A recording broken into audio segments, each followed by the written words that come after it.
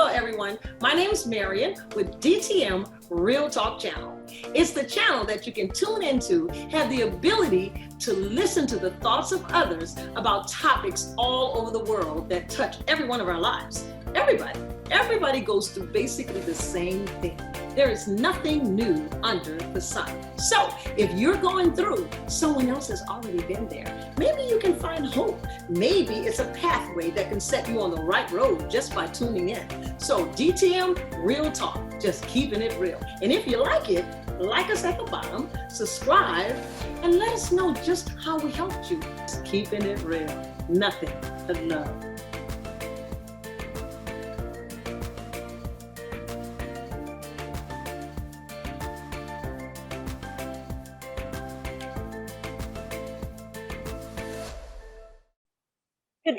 Good evening. This is DTM Real Talk, and we're just keeping it real. And yes, I have a special guest tonight. I was about to say good morning, but good morning, good evening, wherever you are, because I know y'all watching from all over the world. So it could be morning. But it is my brother, my new brother from another mother, Troy Gause. Did I say that right? Yes. Troy Hey, Gause. hello to the good folks out there. How you guys doing? It's a privilege to be on here with Miss Marion Brown. All praises to God. Okay. Well, Troy's going to tell us his story, and I was going to ask a few questions and let you do your thing. So where are you from? I grew up in Port Sulphur, Louisiana. That's way down. Sulphur. Yes, way down on the West Bank in Plaquemines Parish. So okay. Wow, alligators with all of. So I grew up in Port Sulphur, Louisiana. Graduated from Port Sulphur High School. Okay. Was kind of back and forth in Port Sulphur and Algiers because a lot of my family is from Algiers. I was actually on the verge of moving to Algiers when Katrina hit. Oh, okay. So are you the only child, or you have siblings, or what? No, my mom had 11 kids. I am the fifth. I am the fifth child of 11 kids. She had 7 boys and 4 girls. Oh, wow. And you're number 5. I'm number 5. Number Grace. Yeah.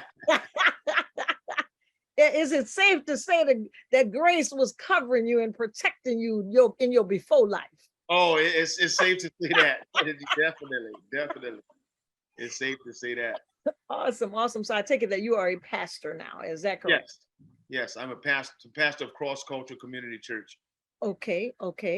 And so what God gave me this channel for is to allow believers to come on and share their stories so that the world can see the God in us, to see where we have been delivered from, some of our journey and how we got to where we are. And you came by great referral. The first time we chatted, I guess the time wasn't right, but you came by bigger referral this time. So I'm like, okay, let me just call him and ask him. I said, Leslie, I done talked to this man before.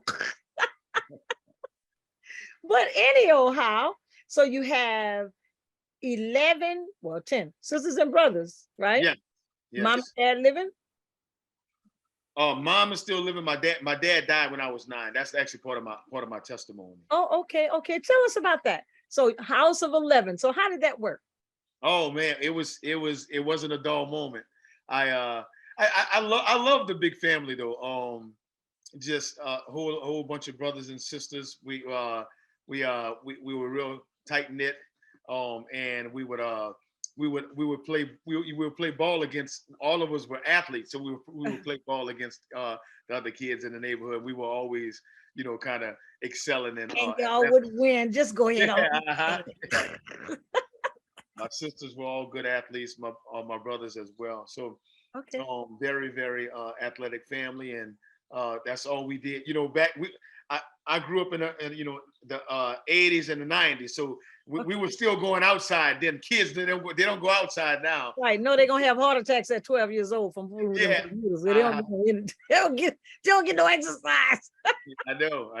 They love all of the technology. Right. So tell us about that. How was your elementary school? How was that coming up? What are some of the challenges that you may have had during that time and into high school? I was a very bright kid. I was a very smart kid. In elementary, I was in gifted and talented classes and whatnot. My dad was Catholic. He was a Mhm. Catholic, but not I would say not a practicing Catholic. Not a devout, not a Yeah, devout. he was just Catholic because he comes from a Catholic family. And Uh-huh. my mom, she was Baptist, but she was Baptist because she come from a Baptist family. Neither one of them, went to church or anything, but they taught us morals. They taught us morals and values. Right. Then and when I was 9 years old, that's kind of where my what the tragedy in my testimony starts. When I was 9 years old, Uh-huh. um, I was in a boating accident with my dad and my brother. Oh, wow. Yeah, we were going. My dad fished a lot, hunted and fished a lot, um, and we were on a fishing trip, and my brother was driving, and Oh, we lost control of the boat, and it ejected all of us out of the boat. oh, My wow. my dad drowned, Oh, and my brother drowned, actually saving me. My oh, brother died wow. saving me. I was the only one that was saved in the boating accident at 9 years Wow. I'm old. sorry to hear that. Wow. So as at nine, you were nine. Yes, I was 9. My brother was 16, and my dad was 45 at the time, and I'm Jeez. 45 right now. So my Wow. brother was 45 at Wow, the you're enough to be my son. Okay, I don't talk about time. that. I'm just telling you my age. But anyway, so at 9 years old, to see that happen, you think you can handle it? Can you talk about that? Yes, I can. I don't talk about it much. I don't Yes. talk about it much. I haven't given my testimony maybe 3 times, since I've been saved, Okay. and never in like the full detail. But yeah, I can talk about it. It was rough. Now my mom is a single mother of 10. Okay. Single mother of 10 kids. Well, no, she's a single mother of yeah, because my brother Mark and Darcy and sister Darcy, they weren't born yet. Okay, Okay. so yeah, so she's now the mother, single mother of eight, of Okay. eight. Later on, she had two more kids. Okay. My youngest brother Mark and youngest sister Darcy. Wow. Um, after that time, it was a real hard time for me. I not having that father figure. Um, my dad worked at Chevron, so Mm, he made pretty good. He made pretty decent money. And once that money ran out, like I said, my mother's now a single mother of 8. He left her a good bit of inheritance, but sooner or later it's going to run out. sure. So we found ourselves in a spot that I wasn't used to. Just struggling. My mom struggling with bills, struggling to fix things around the house, struggling to buy things Yeah. for me. And I remember at about 16 years old, I started to stray.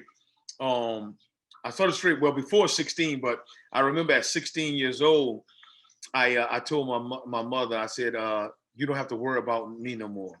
Mm, Um, Go take care of my brothers and sisters. You don't have to worry about me no more. And I went head first into the street, and wow. that actually made my mother worry even more. Of You know, course. I'm thinking, don't worry about me. Put all the resources that you have, Yeah. taking care of my brothers, my other brothers and sisters, and I'm gonna be all right. I'm gonna take care of myself. So did you ever feel like a sense of blame?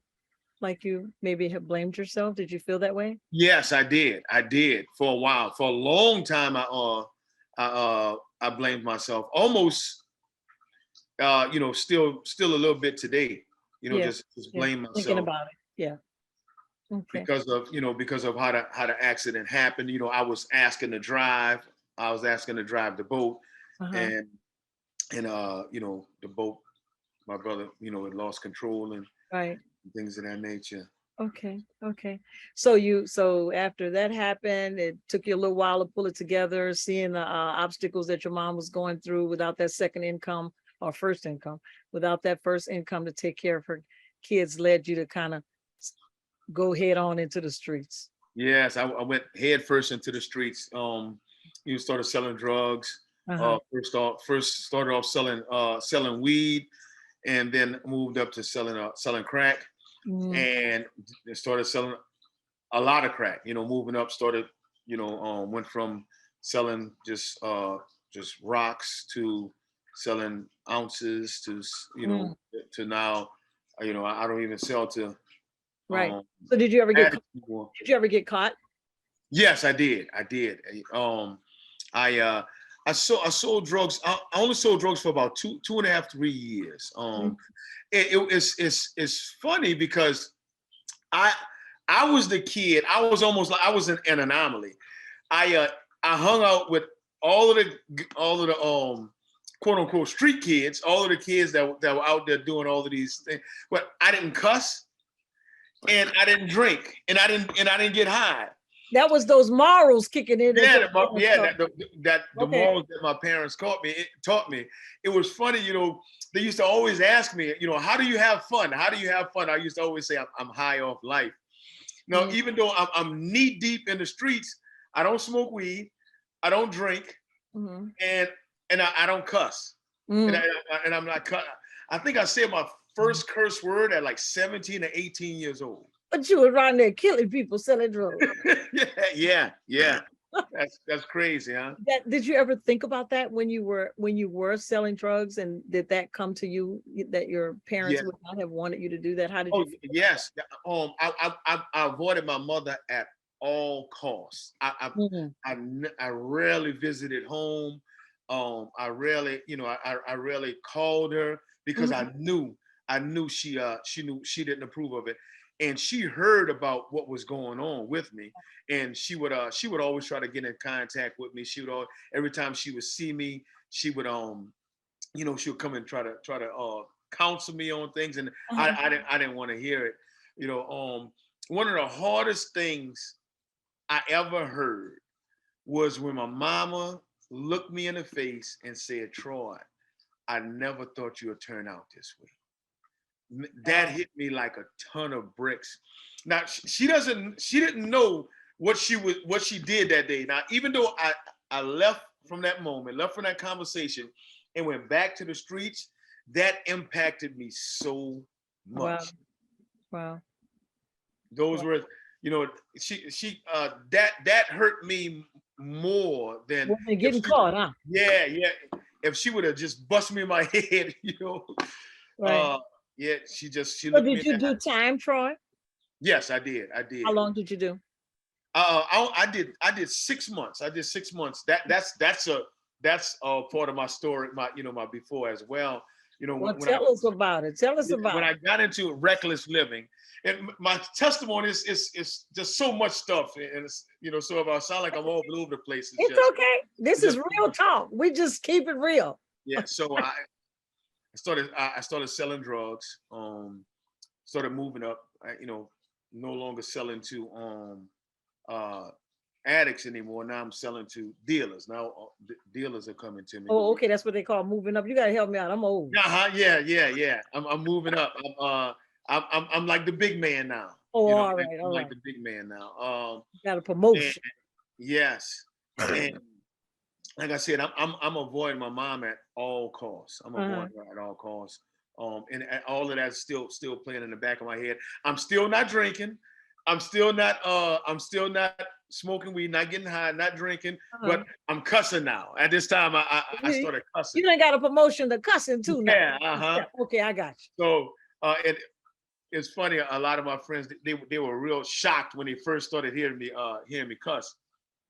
And I was club hopping every weekend, you. Mm-hmm. with all types of different girls. When you're in that world, that's kind of the mo. And I fast forward, selling drugs. I'm out there in the streets. I'm over at my girlfriend's house, which is my wife now. She was my girlfriend then. Okay. I'm around 19 years old at this time. Uh-huh. Around 19 years old, 19, 20 years old. I'm over at our house and we're watching the movie. We're about to watch the movie How to Be a Player by starring Bill Bellamy. Okay. Uh, I'm over at her mother with her at her mother's house. We're about to watch, and I still haven't watched that movie till this day. I still haven't watched that movie.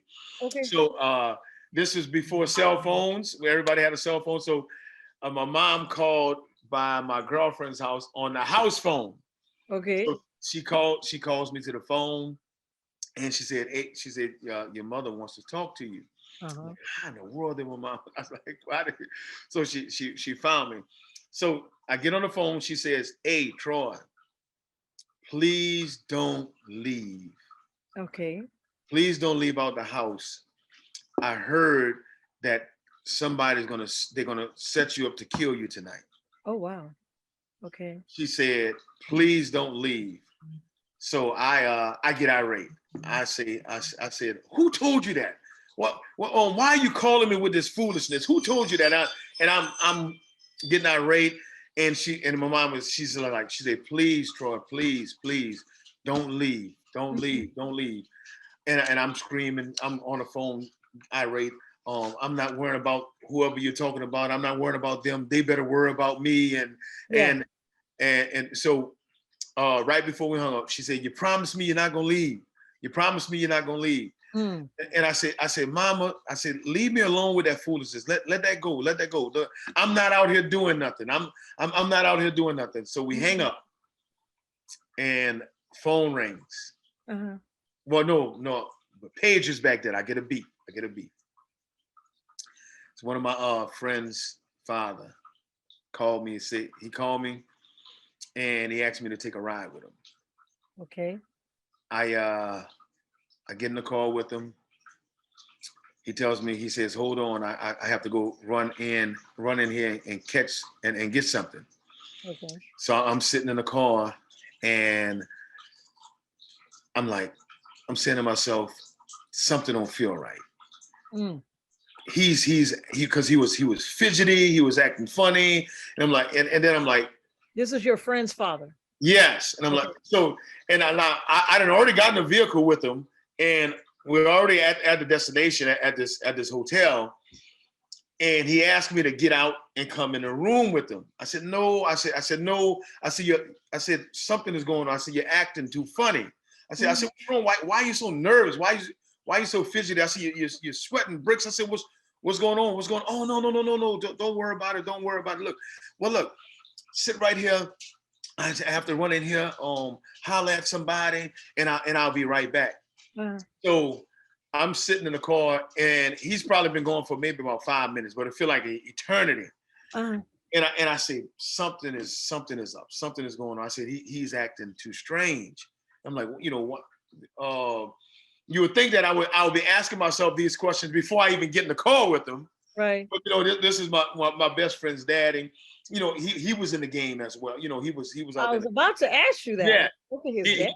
that's he was out there. He was in the streets as well. And so I unlocked the car door. And I'm about to get out the car. Uh-huh. And I look back. When I look back, there's a vehicle at the highway, Uh-huh. and the lights turn off. They turn the lights off, and they bolt into the parking lot. And the first thing in my mind, I said, "Drive by." Wow. They pull in so fast, they pull up on side the car, and I push my car door open. That's actually what saved me. When I pushed my car door open, Uh-huh. it slammed. He tried to get out. The driver tried to get out the car. When I pushed my car door open, it slammed his door back shut. Uh-huh. And I ran, and I took off running around the vehicle, and then all I heard was pop, pop, pop, pop, pop, pop, pop, pop, pop. Oh, wow. Yeah, and I was hit. And then I was laying on the ground. I'm shot up, laying on the ground, and it was two of them. They come over me, and put the gun in my face and pull the trigger, and the gun clicked, the gun jammed, the gun kept jamming. Yeah. And so they started beating me with the gun. I'm just laying there. I can't do anything. Start beating me with the gun, start kicking me. And then there were some people in the parking lot, and they turned around, and when they saw the people in the parking lot of the hotel, they broke out running, jumped back in the car, and took off, and just left me there. And then the police show up on the scene. Wow. And I get taken to Charity Hospital. Right. And I was paralyzed on my right side for probably about 2.5 years, 2.5, 3 years. That was a miracle in of itself as well. They told me that they couldn't do anything for it. They couldn't give me any surgeries or anything because they said, bullets do so much. Hold on. Oh, it's okay. Go ahead. Bullets do so much damage, and it's like just you have to pray that the nerves come back. If the nerves come back, they come back. If they don't, they don't. About 2.5 years later, my nerves did come back. Wow. So yeah. Wow. So at what point did the Lord speak to you? At what point did you get your mind right? All right. Well, I was in jail, shot up. Okay, they took you to the hospital, and from the hospital you went to jail. Yes. And I was charged with possession of 42 grams of crack. Wow. And 2 counts of attempted murder. And on that note, 46 grams of cocaine and 2 counts of attempted murder. And I know the good folks want to hear the rest of this. How his mind got right. It had to get right because look at the man today. We gonna hear that story next week. This is DTM Real Talk, and we just doing what? Keeping it real. We'll see you next week.